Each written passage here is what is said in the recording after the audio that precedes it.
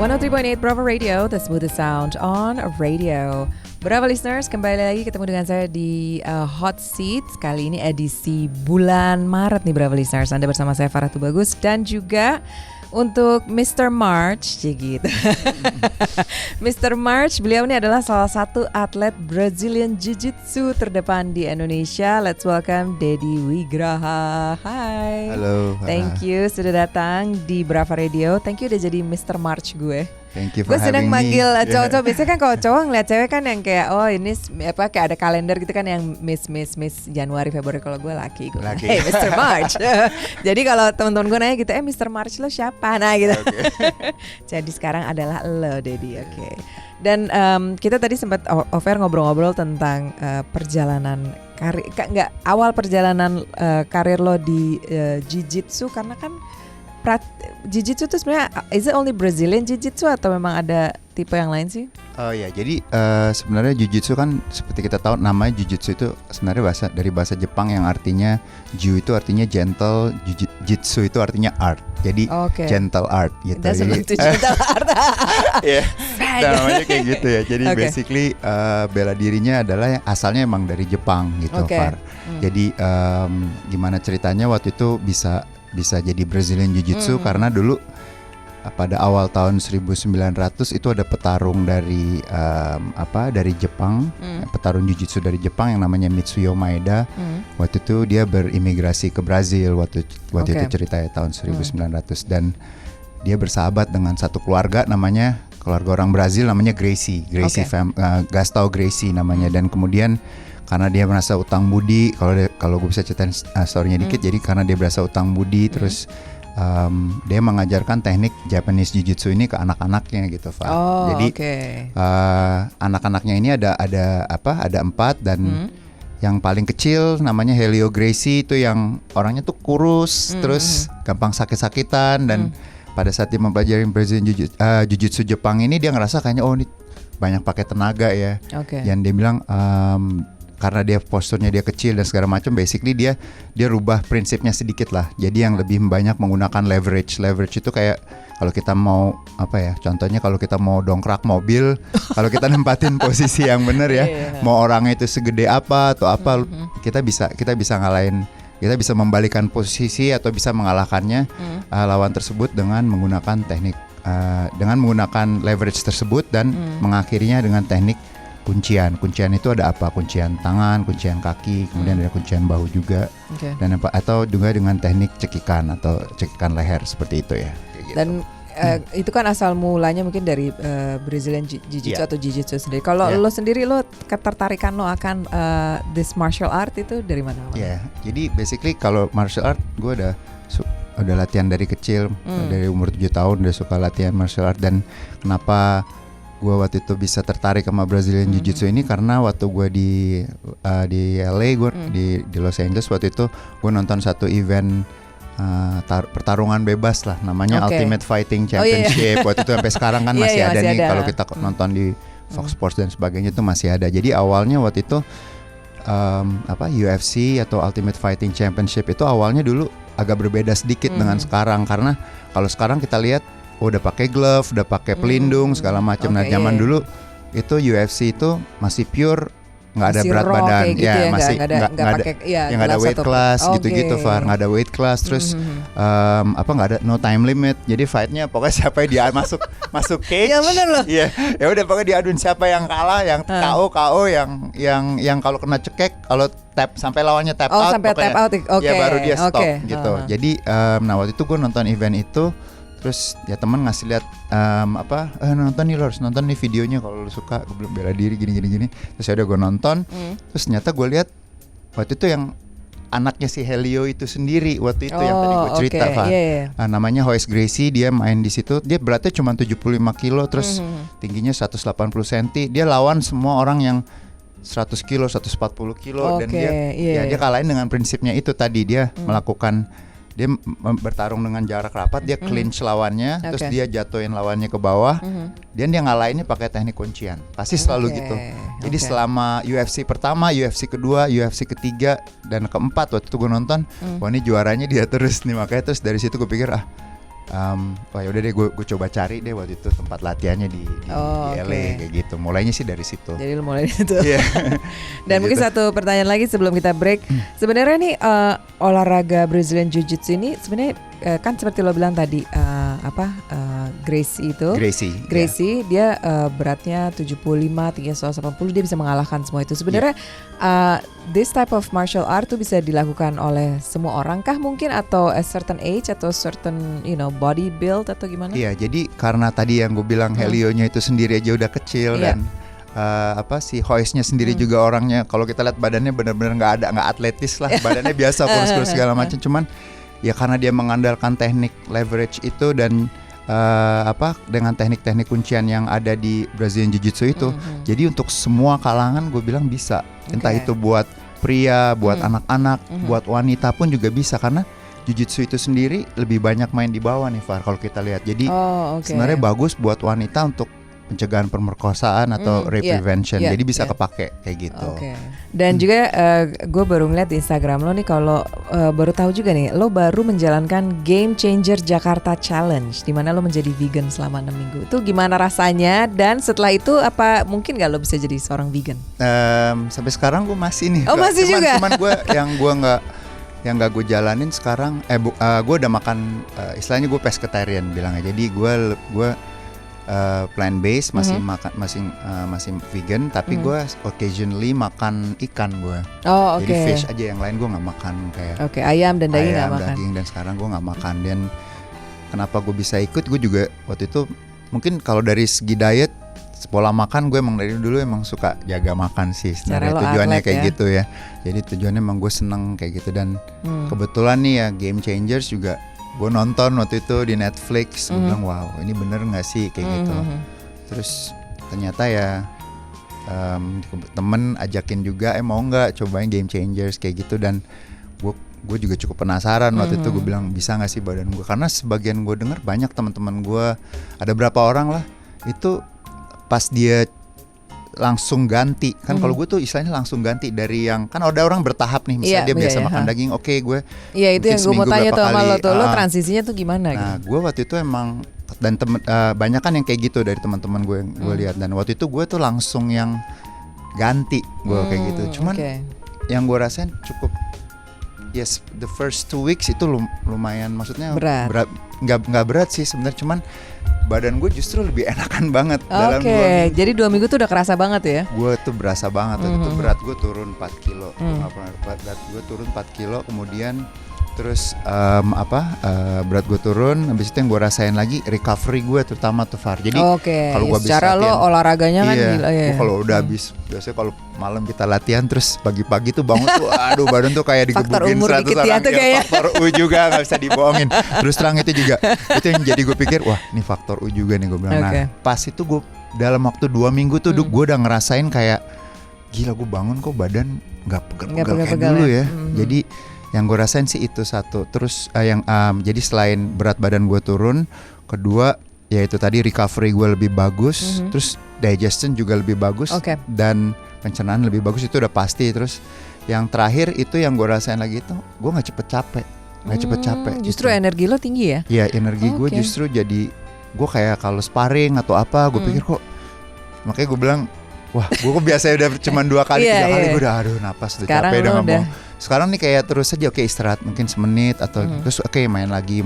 Jadi ya udah nih gue harus gue terusin. Kayaknya gue ngerasa ini juga cocok. Yang dari semua yang gue rasa gue cukup kangen makan tuh cuman ikan ternyata juga. Gue nggak pingin lagi kayak steak gitu, steak gitu udah nggak pingin. Ayam bakar, terus udah nggak pingin steak. Terus dia itu kayak telur gitu. Emang gue basically telur juga lo nggak nih? Gue nggak kan, karena kalau bikin nggak boleh telur, nggak boleh susu juga nggak boleh. Jadi susu gue bisa ganti.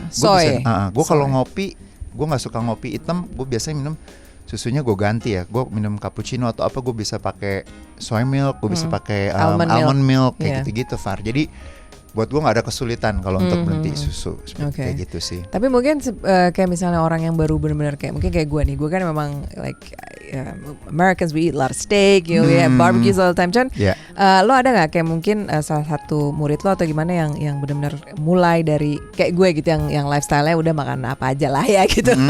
Itu mereka transisinya gimana tuh? Sesulit lo nggak kira-kira?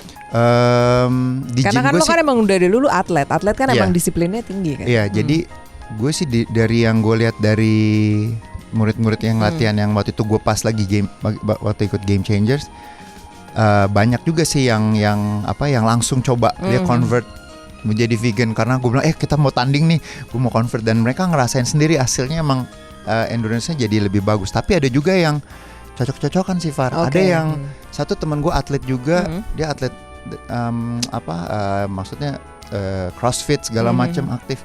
Tapi dia nggak bisa nggak cocok. Begitu seminggu dia train, perutnya cewek nih ya, perutnya bloated gitu langsung kayak gede. Dia bilang, dia juga tadinya mau ikut Game Changers, terpaksa dia harus mengundurkan diri waktu itu. Jadi kembali lagi sih kalau gue bilang, kalau gue mungkin waktu itu termasuk beruntung ya, karena gue bisa langsung stop Far. Jadi gue bisa langsung ganti, gue nggak ada masalah apa-apa. Tapi di sisi lain kalau gue bilang sih emang harus bertahap sih. Kalau gue bilang sih Far kayak gitu. Jadi pelan-pelan mungkin. Dan juga ngelihat cocok apa enggak pastinya ya. Jadi paksain juga kan kalau emang ngerasa nggak cocok ya. Betul. Gue baca ini tentang lo tuh ada 2 black belt jiu-jitsu. Itu maksudnya apa sih? Black belt 1 nggak cukup? Oh enggak. jadi bukan. Jadi gue sekarang tuh satu-satunya orang yang punya black beltnya paling tinggi, bilangnya second degree. Oh, second degree. Kayak dan 2 kayak apa sih? Dan 2. Jadi level kalau udah black belt kita ada tesnya lagi gitu. Ada first degree. Jadi ada setiap 3 tahun ada naik first degree and then second degree, dan di Indonesia sih belum ada. Emang sampai sekarang yang masih paling tinggi tuh masih gue yang pegang kayak gitu. Jadi emang di Indonesia belum ada baru. Ya, masih kayak gitu sih, maksudnya lo second degree black belt. Sampai ngajarin Kopassus ya? Iya betul. Gue seharusnya takut tapi gimana ngobrol. Karena gue punya misi, ini kan gue bilang jiu-jitsu BJJ ya, kita bilang BJJ ya, Brazilian Jiu-Jitsu itu olahraganya efektif kan. Kalau emang sekarang orang-orangnya udah yang semua istilahnya apa ya, masyarakat yang umum aja udah tahu BJJ, dan gue juga ngerasa kayaknya gue harus tahu, masuk militer kita nggak tahu sih Far, apalagi kayak Kopassus, they need to know juga kayak this is very effective, dan mereka bisa pakai juga. Jadi gue coba untuk istilahnya share ke mereka juga. Latih mereka itu lebih berat nggak? Karena kan mereka pasti udah fisik, mentalnya udah mindsetnya tuh udah beda lah ya. Gitu kan. Bener. Ya, yang gue alamin sih emang itu mereka jauh lebih beda dari segi skills. Walaupun kalau kita lihat kita punya pasukan elit kayak Gultor, penanggulangan anti teror kita kan Satuan 81 kan benar elit, polisi elit. Walaupun orang-orangnya kecil, cuman kalau kita luar biasa banget kardionya, terus kemudian juga mentalnya juga bagus banget. Jadi emang mental emang orang ya biasa petarung gitu lah. Petarung ya. Iya. Oh, lo gitu. Dengar gak tuh pas lo bilang gitu, waduh nih gue ngelatih mereka nih, lo gimana tuh? Tapi sih gue sih senang aja ya, karena gue ngerasa ya emang gue kalau ketemu orang yang maksudnya kayak mereka kayak Kopassus gitu, yang gue ngerasa sih emang ini emang contoh yang tepat juga sih. Emang kita harus istilahnya ini emang bela dirinya emang tepat lah. Mereka bisa bakalan nggak rugi untuk belajar gitu. Gitu. Nah sekarang itu tadi kita udah ngobrolin ya tentang jiu-jitsu lo dengan si second degree belt. Ngomong-ngomong itu sampai berapa degree sih bisa dapetin beltnya? Waduh, bisa sampai kalau founders bisa sampai 10. Oh, oke. Tapi kayaknya gue nggak mungkin, nggak bakal udah sampai 10. Target lo berapa? Target gue mungkin 3 atau paling banyak mungkin 6 degree. Maybe, hopefully. Kalau gue masih kita lihat ya. Sekarang kan udah jadi vegan dengan encok kan. Recovery-nya cepet lagi. Iya betul. Oke, karena ini programnya Hot Seat dan biasanya gue nanya sedikit personal questions. Oke. Gue mau nanya nih kepada lo, dan pastinya banyak juga orang yang ingin tahu sebenarnya apa sih yang lo cari dari seorang pasangan. Kalau masalah pasangan sih yang penting intinya ya bisa ngerti aja sih kerjaan gue tuh kan sehari-hari emang kadang-kadang ya berhubungan dengan fisik segala macam. Terus kadang-kadang bukan hanya masalah fisik latihan ya, kita misalnya gue tuh punya komunitas gitu Far. Jadi ya gue sih berharap kalau dari pasangan gue sih nanti, maksudnya nanti kalau gue ada gitu segala macam, nah itu gue juga berharap kalau bisa mereka bisa ngerti atau enggak kalau bisa satu bidang gitu, wah itu lebih bagus lagi kayak gitu. Maksudnya intinya gitu sih. Iya. Oke. Ya itu aja sih. Nah ini pertanyaan penting nih. Ini biasanya gue tanya nih ke teman gue. Lo lebih sering jadi yang diputusin orang atau lo justru lebih sering mutusin orang? Are you a heartbreaker? Gitu. Gue lebih sering diputusin. Karena nggak kuat sama gue. Waduh dia sehari-harinya gini dulu ya hidupnya ya. Mati terus latihan kayak gitu-gitu. Kapan dong aku dilatih gitu? Pasangan lo gitu. Awalnya juga tadi maunya gitu, latihan oke. Tapi ternyata benar-benar sampai intens banget. Kadang-kadang wah gila men, nggak ada waktu. Dipikir nggak ada waktu karena spend time-nya emang bener-bener. Soalnya gue kalau ngeliat lo kan ya lo dari lo punya berbagai kelas dan lo juga punya beberapa gym gitu ya. Lo mesti monitor itu semua, lo ada murid yang lo mesti ajarin sampai ke Kopassus, sampai juga lo pasti mesti training sendiri. Itu dia maksud gue, lo kapan ada waktu buat diri lo sendiri? Nah itu dia. Kadang-kadang saking gue sering ketemu orang ya, kadang-kadang gue ngerasa kayak Sabtu Minggu aja tuh Far itu udah kayak waktunya aduh adanya I need to be alone juga gitu. Lo ada ya gitu. saat yang lo gue mau Gue justru maunya karena gue sehari-hari emang ya lo mesti ketemu orang. Lo nggak cuman kontak tapi lo physically pun lo mesti kayak gitu kan training. Ya dan kadang-kadang kita juga bukan hanya masalah guru murid terus udah habis itu kegiatannya gue nggak maksudnya culture kita di BJJ juga nggak guru murid terus lo harus respect sama gue, nggak respect sama lo gitu. Nah kita justru both side kita sama-sama. Oke, kita benar-benar kayak abis latihan kadang-kadang kita hangout bareng, entah kita ngumpul di rumah siapa, kita barbecue atau apa kayak gitu. Jadi culture-nya emang lebih kayak family juga kayak gitu. Dan gue ngerasa kayak mungkin sampai sekarang kali gue ngerasa kayak ya ini gue ada family juga dan ya itu yang gue ngerasain, makanya gue ada agak-agak sulit untuk bisa dating dan ketemu orang karena gue sehari-hari emang udah di situ aja gitu ya. Kayak gitu ya, dan gue nggak ngerasa kayak aduh gue terus musuh gini-gini aja gitu. Gue justru ngerasa kayak lo udah happy aja dengan gue itu actually it makes me happy juga karena gue actually meet up with people, I have people yang punya mindset yang sama, goalnya sama, kita seneng hobi yang sama, jadi ya kayak gitu sih. Jadi lo mungkin few people yang gue pernah ketemu yang you do what you love what you do. Yes, betul that's kan? True. Yes. Nah, di akhir segmen Hot Seat nih, gue selalu kasih para mister para mister ini satu lightning round. Sekitar kasih tau nggak ya, 15 pertanyaan. 15 pertanyaan. Kalau misalnya lo bisa jawab lebih cepat, lebih oke sih. Oke, apa moto hidup lo? Do what you love what you do. Gue senang bisa memberikan lo sedikit moto dalam hidup ya. Senang lo tuh, gue belum pernah ada orang quote gue itu. Padahal gue nyolong quote itu juga dari gue pernah baca gitu di majalah. Apa bakat terpendam lo? Obviously kan kita udah tahu lah bakat lo yang paling bersinar adalah di martial arts. Gue suka musik sih. Lo suka musik, oke. Lo mungkin mau bikin band? Kan lo tadi bilang teman-teman lo dan family lo adalah orang-orang yang lo kerja juga, mungkin tiba-tiba. Iya, pingin juga sih tadinya. BJJ band, BJJB. Grup lo apa dat? BJJB. band. Oke. Dan apa pencapaian dalam kehidupan pribadi lo yang paling lo banggain sampai saat ini? Gue pingin gedein olahraga ini aja sih, tujuannya kayak gitu sih, sampai nanti semua masyarakat di Indonesia, seluruh wilayah di Indonesia bisa tahu BJJ seperti itulah. Mereka disosialisasikan. Sosialisasi, betul. Who is your current celebrity crush? Kalau luar Emma Watson. Oke, and then that's it. Terus sama kayak gue, kalau orang nanya lo celebrity crushnya siapa, kita semua bilang Jake Gyllenhaal. Siapa lagi? Nggak, itu aja. Cukup, hidup saya simpel kok. Where's the strangest place you've ever been to? Pastinya pekerjaan lo juga membawa lo untuk keliling-keliling kan. Tempat atau mungkin lo traveling gitu yang paling aneh gitu menurut lo?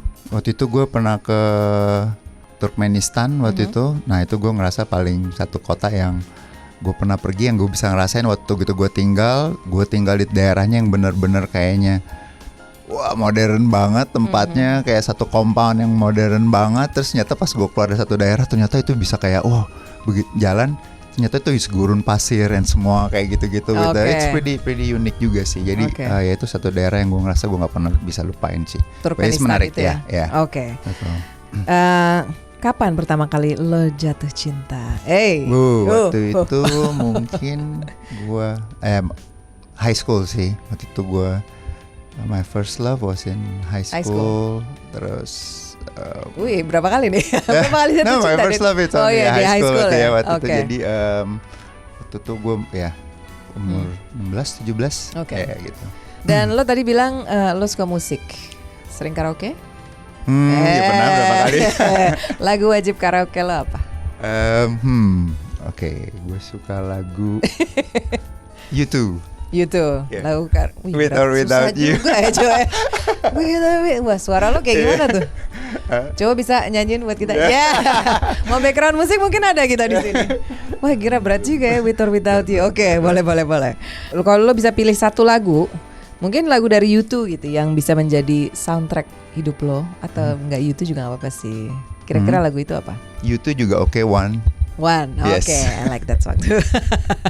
Yes. Nah kalau misalnya lo gak menjadi coach dan atlet Brazilian Jiu-Jitsu, profesi apa kira-kira yang lo tekuni? Soalnya lo sempat menekuni beberapa profesi sebelumnya ya. Di PR firm, terus udah gitu di majalah PR, juga gue kan. Pernah di majalah, gue pernah di media juga. Terus yang gue so far enjoy dari kerjaan gue mungkin it's being PR and in media juga gue suka. Gitu. Jadi kalau mungkin lo nggak pursue Brazilian Jiu-Jitsu atau jadi coach, lo mungkin masih di situ lah. Seputar entertainment lah ya. Media. Betul. Dan kalau lo bisa undang anyone to a dinner party, dead or alive, lo mau undang siapa? Dead or alive ya, gue suka sama one of my jiu-jitsu instructor namanya Rickson Gracie. Ya, so dia juga is one of my inspiration juga untuk bisa stay sampai sekarang. Jadi gitu. Itu ya, dinner. Oke, apa ya satu hal yang lo ingin orang-orang terdekat dengan lo ingat tentang diri lo? Dedi tuh ini ya orangnya. Lo pengennya apa? Ya ini yang this is my legacy sekarang. Kalau JJ gue nggak ada, ya peninggalan gue adalah ya ini dia semuanya. Jadi kan istilahnya kalau di Brazilian Jiu-Jitsu lo ada kayak lineage-nya, nanti semua orang hopefully ya nanti kalau gue udah nggak ada ya nih olahraganya bisa jalan terus dan semua orang nama lo akan terus disebut sebagai yang mempelopori di Indonesia gitu. Oke, that's cool. How do you define success?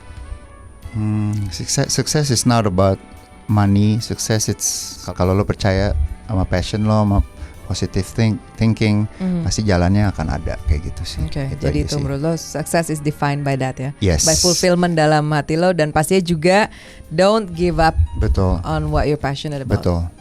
Yes. Alright, bravo listeners, itulah kata-kata mutiara dari seorang Dedi Wigraha. Thank you Dedi sudah datang ke Hot Seat. Thank you for having me again. Okay, thank you for being my Mr. March. Ternyata kita udah ketemu tahun 90 berapa ya Dedi? Di San Francisco, ya ampun. Okay, bravo listeners, thank you Dedi sekali lagi. Dan bravo listeners, saya Farah Tubagus signing off untuk Hot Seat edisi bulan Maret. Until next time, keep up the good work. Bye-bye.